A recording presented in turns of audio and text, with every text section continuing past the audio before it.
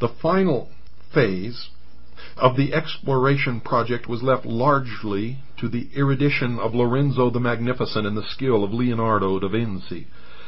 Lorenzo de' Medici was a distinguished Platonist, a patron of secret societies, the founder of an important philosophical school, and a subtle adversary of the Borgias.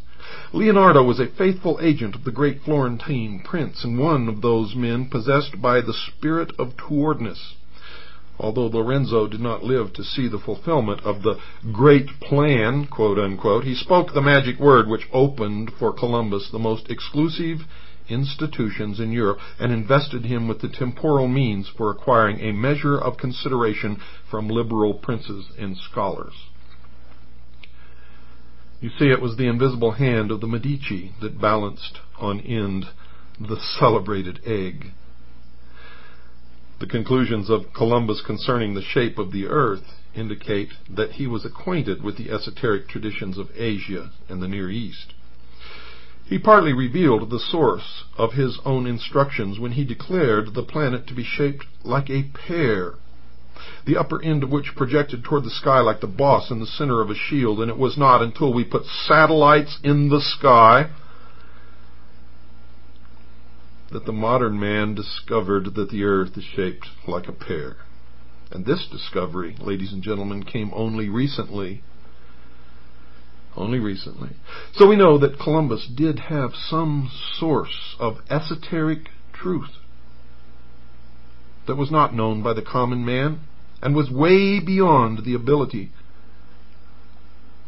of those at that time to even perceive or to know, unless they were the remnant of some great society that had gone before and was destroyed.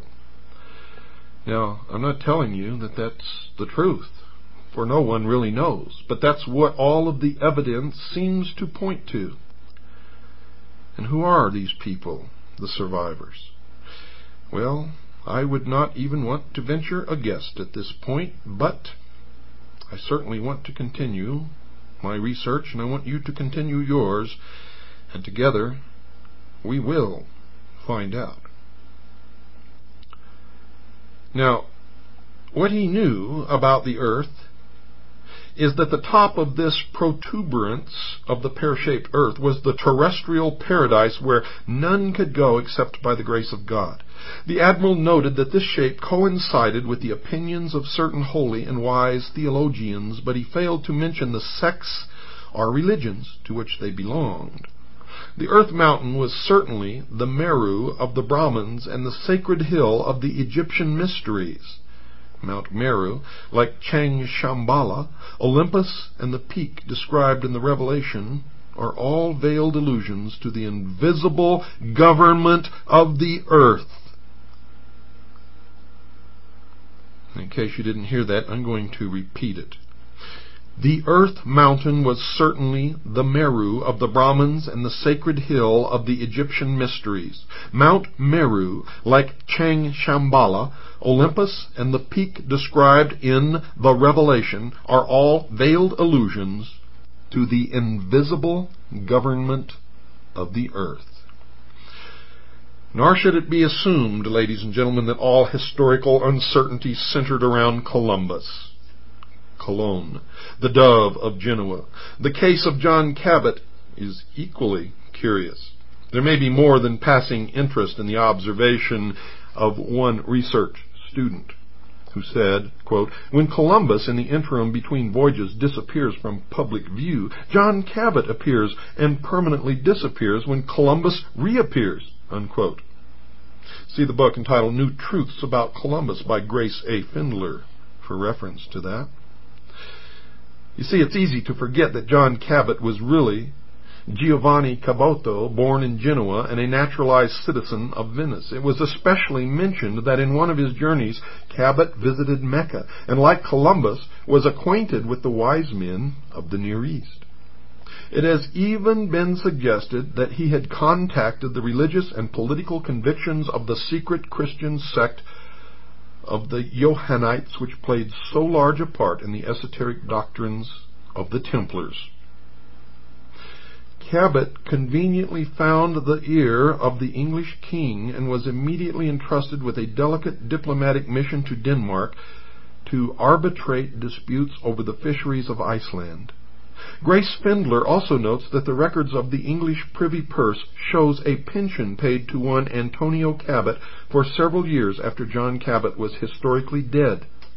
The pension passed through the hands of an English merchant named Ricci di Americi.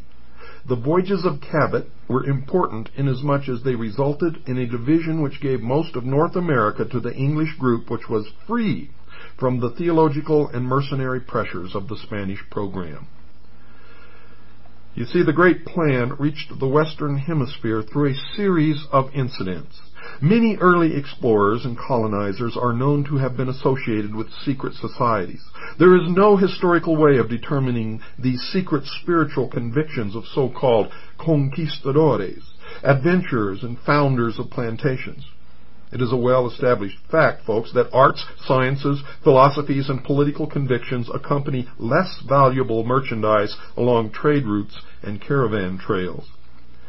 Some of the colonizers were probably unaware of the parts they were playing, and the settlements which they founded remained for generations without the strength or security to advance ideological programs.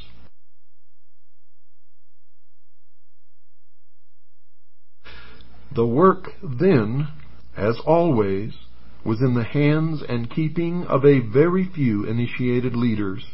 They were responsible for the results, and they built slowly and wisely, thinking not of their own days or of their own reputation, but of the future in which the, quote, great plan, unquote, would be fulfilled. You all of you out there listening, all around the world, have such unlimited potential. If only your own personal handsome prince or princess could deliver to your lips that magic kiss that would wake you from your profound sleep.